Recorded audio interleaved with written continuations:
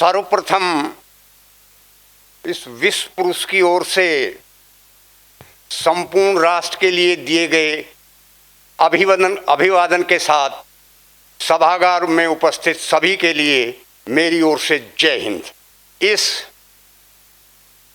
राष्ट्रीय स्तर पर सर्वप्रसिद्ध विश्वविद्यालय स्वामी विवेकानंद सुभारती विश्वविद्यालय की कुलाधिपति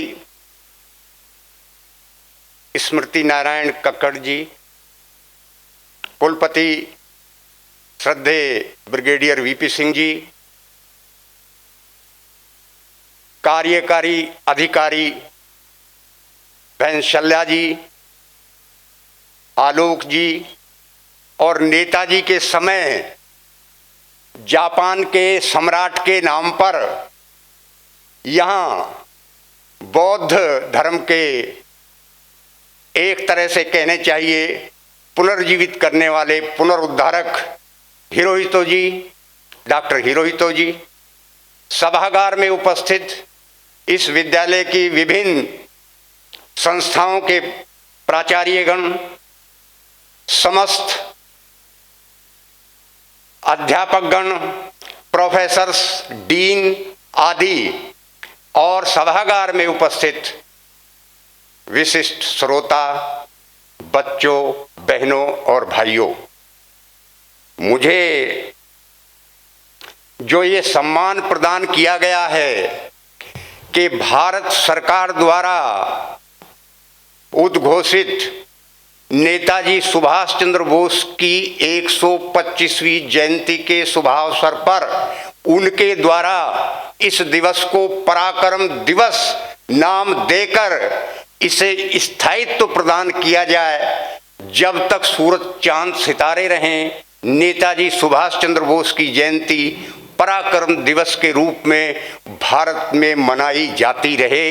इसके लिए उन प्रवर्तकों को भी और समर्थकों को भी इस विश्वविद्यालय की ओर से मेरा अधिकार भी है, क्योंकि इस समय भले ही मैं अवकाश प्राप्त हूँ, लेकिन अपने को अभी तक इस विश्वविद्यालय का ही अंग मानता हूँ।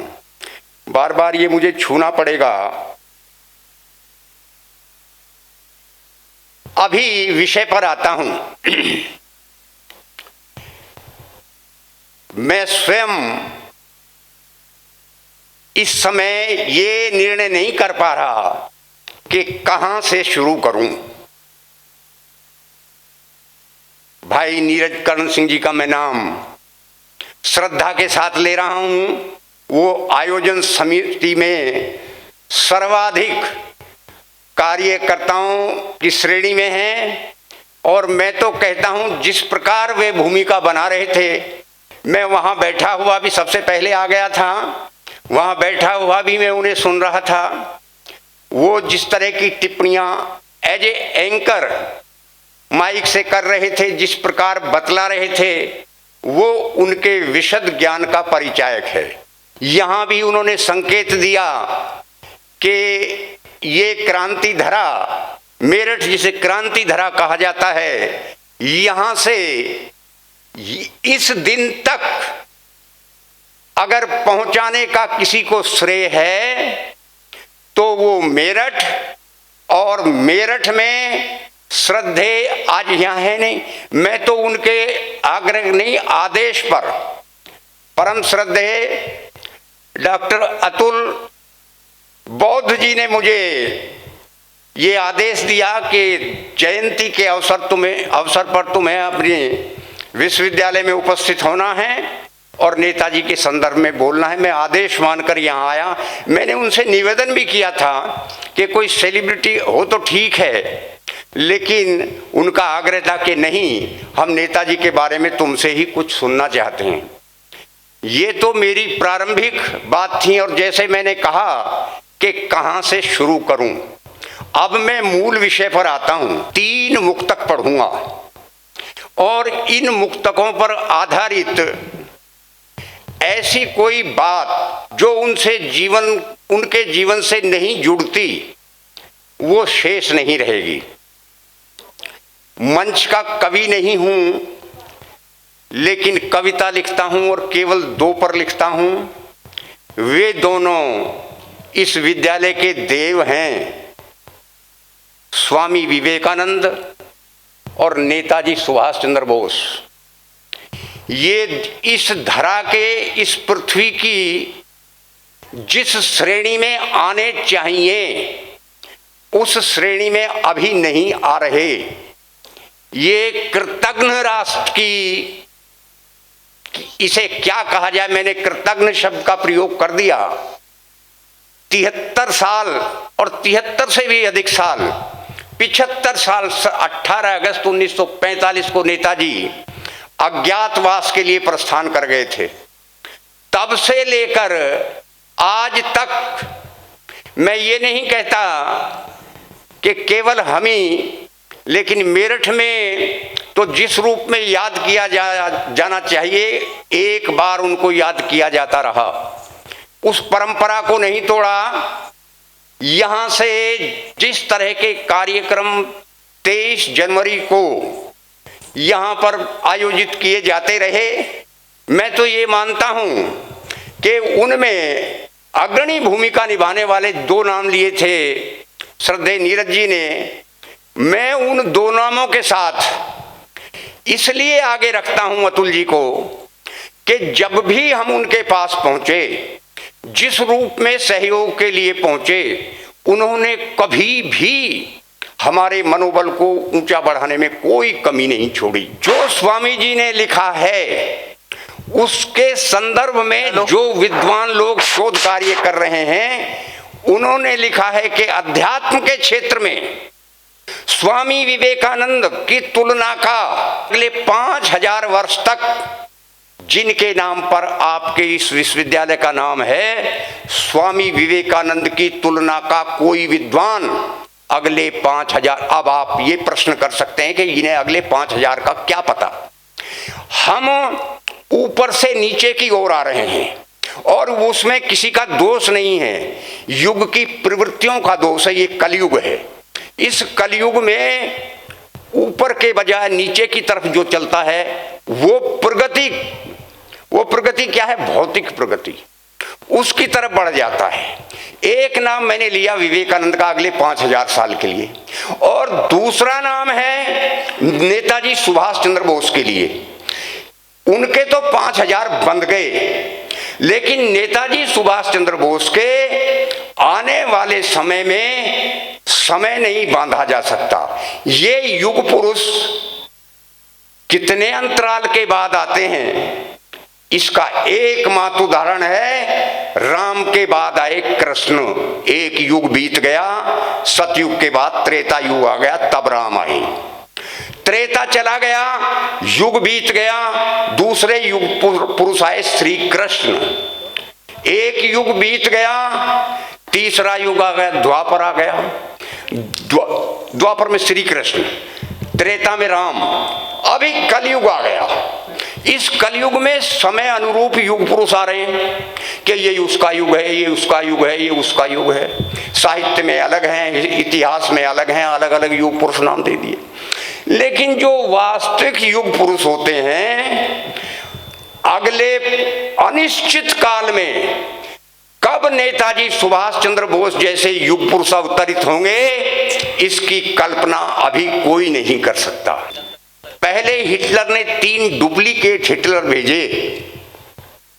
नेताजी ने कहा, जैसे सामने आते थे कि भाई हिटलर को भेजिए, आप जाइए। दूसरे आए, भाई हिटलर को भेजिए। तीसरे नंबर पर जाना तो डुप्लीकेट था, लेकिन हिटलर स्वयं आए और नेताजी से जिस समय फेस टू फेस आंखें मिली, तो हिटलर संसार का सबसे बड़ा तानाशाह, तथाकथित मानो या मान्यता प्रदान मानो, जिसने उस समय से पहले किसी को सैल्यूट नहीं किया था, नेताजी को सबसे पहले सैल्यूट करने के बाद उसने स्वयं कहा कि आज तक मैं स्वयं को संसार का सबसे बड़ा तानाशाह मानकर किसी को सैल्यूट नहीं किया मैंने। आज पहला अवसर है कि मैं आपको सैल्यूट करता हूं और सैल्यूट के साथ साथ मैं ये भी मानता हूं कि आप मुझसे 10 गुने बड़े लीडर हैं, कि अपने से 10 गुना बड़ा हर हिटलर ने जिनको माना, आजादी का अवतार जिसे जनरल तोजो ने पहचाना। दूसरा नंबर था तोजो का। एशिया में उस समय भी और आज भी 69 राष्ट्रों में से केवल एक राष्ट्र जापान विकसित है। उस विकसित राष्ट्र के जनरल थे general Tojo. Incarnation of independence ये मेरी टर्म नहीं है, ये तोजो की टर्म है, नेताजी को दी हुई। मैंने हिटलर की बताई, दूसरा नंबर तोजो का। इनकारनेशन ऑफ इंडिपेंडेंस, आप आजादी के अवतार हैं नेताजी। नेताजी नाम मिल गया था जर्मन। और पूरी कहानी सुनाऊंगा तो शाम तक मेरा ही टाइम लगा रहेगा, यहाँ तो दूसरे कार्यक्रम चल रहे हैं। उन्होंने उन्हें इनकारनेशन ऑफ इंडिपेंडेंस कहकर, आजादी का अवतार कहकर सम्मानित किया। संसार की बागडोर 5 व्यक्तियों की हाथ में थी। अमेरिका में थे रूजवेल्ट, ब्रिटेन में थे चर्चिल, जर्मनी में थे हिटलर, रशिया में थे स्टालिन और जापान में थे तोजो। ये 5 व्यक्ति दुनिया में जो कर दें सो हो। इन 5 को ऐसे झुकाया नेताजी ने जैसे किसी पीर की मजार के सामने हिंदू या मुसलमान झुककर निकलते हैं, इस तरह झुकाया 5 को अपने समय में। इसके बाद जो मैंने जापान का नाम लिया है, तोजो के देश में, परम श्रद्धेय हिरोहितो के देश में, हिरोहितो को भगवान के बाद दूसरा भगवान। नेताजी के समय तक जापान में परंपरा थी कि सम्राट से किसी भी राष्ट्र का दूसरा अधिकारी, किसी भी दूसरे राष्ट्र का सबसे बड़ा, चाहे वो प्रधानमंत्री हो, राष्ट्रपति हो या राजा हो, बीच में पर्दा पड़ेगा।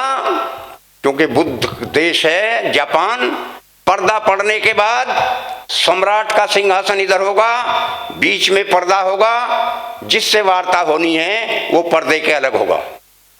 नेताजी को आमंत्रण मिला कि सम्राट आपसे मिलना चाहते हैं, लेकिन ये परंपरा है जो मैंने अभी बताई। नेताजी ने कहा अगर ये परंपरा है, पर्दा बीच में डाला जाता है, तो सम्राट से सम्मान जाकर कह दो कि पर्दे वाले सम्राट से मैं नहीं मिलता, पर्दे वाले सम्राट से तो मैं मिलकर आया हूं। ये अर्थ लगाना मुश्किल हो जाएगा। पर्दे वाले सम्राट से तो मैं मिलके आया हूं। कौन है वो पर्दे वाला सम्राट जो किसी को दिखता नहीं? वो है परमात्मा। मांडले की जेल में साधना के आधार पर नेताजी ने आभास किया था, अनुभूति की थी कि परमात्मा क्या होता है। और परमात्मा की अनुभूति करने के बाद नेताजी सब शक्तिमान हो गए थे। उनको पता हो गया था कि कल क्या होना, कल क्या घटना घटनी है, क्या उसका परिणाम निकलता है, क्या उसका निदान निकलेगा।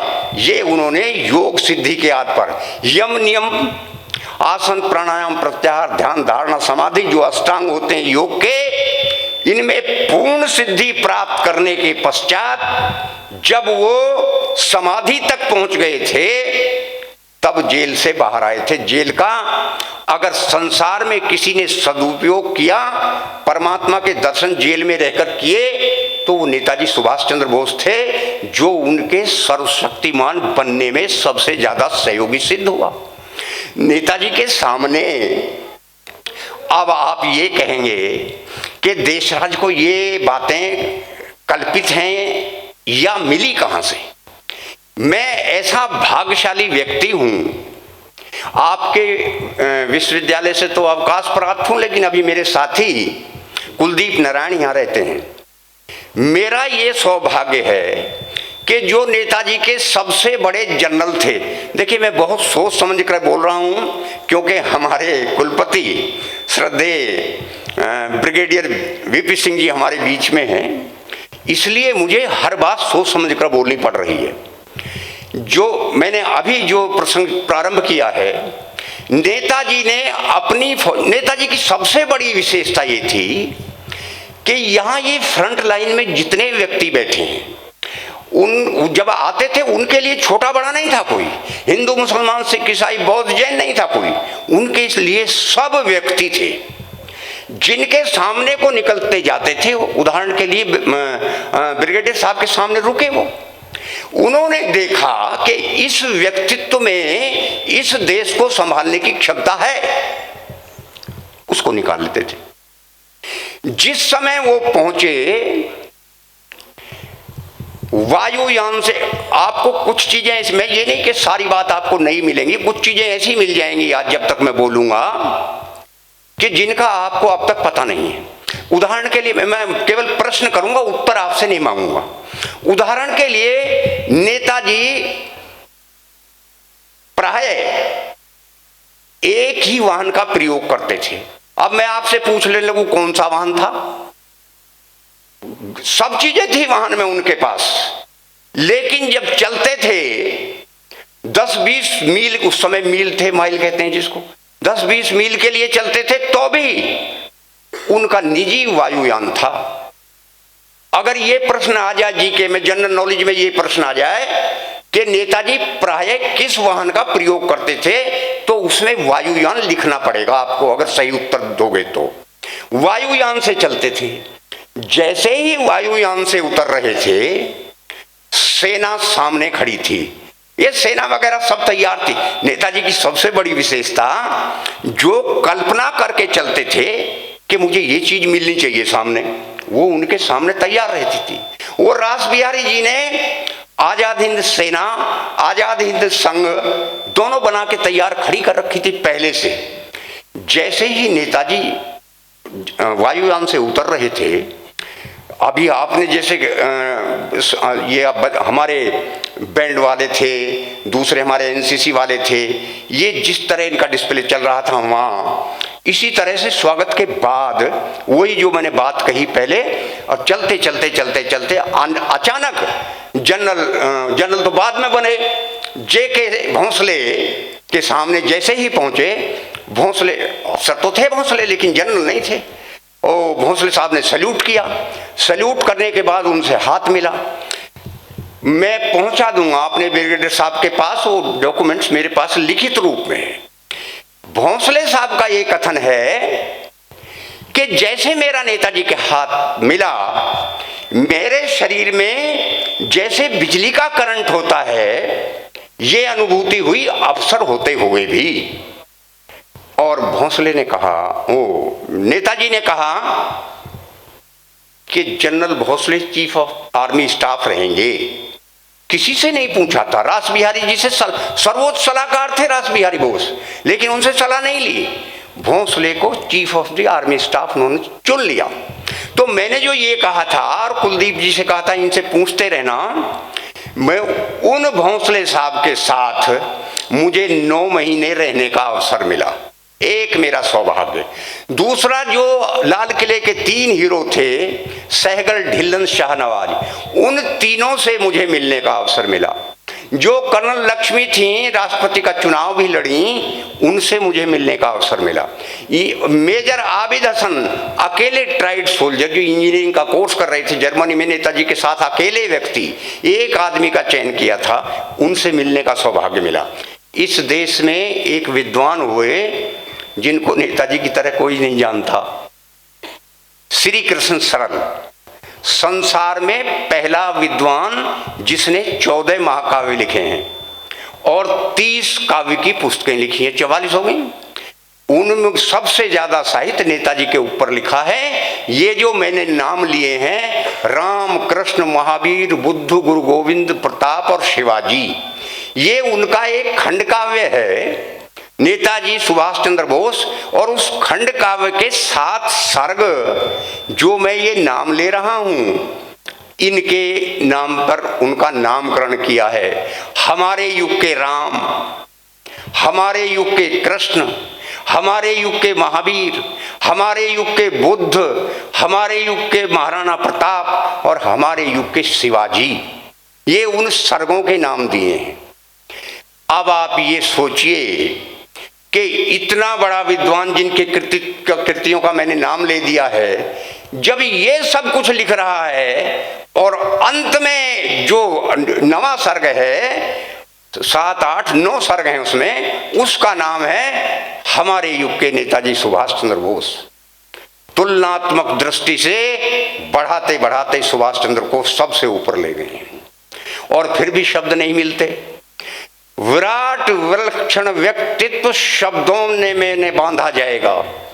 इतना विराट और इतना विशाल व्यक्तित्व लिए हुए हैं जिसे शब्दातीत कहा जाएगा। शब्द वहां तक नहीं पहुंचेंगे कि उनकी महिमा का गुणगान, उनके कृतित्व और उनके व्यक्तित्व को व्यक्त कर सकें। ये असंभव है कि महान से महान हर इंसान से बड़ा, अधर्म के विनाश हेतु शत्रु से लड़ा, पराधीनता है पाप स्वाधीनता धर्म, श्री कृष्ण के समान गीता ज्ञान से बड़ा।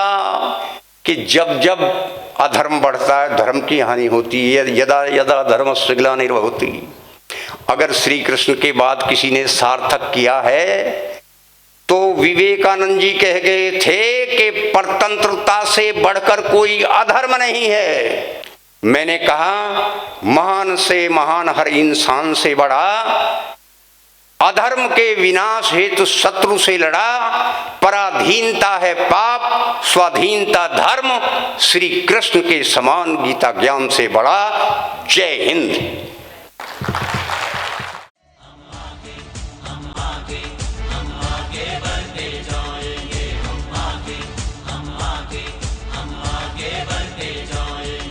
सुभारती सुभारती सुभारती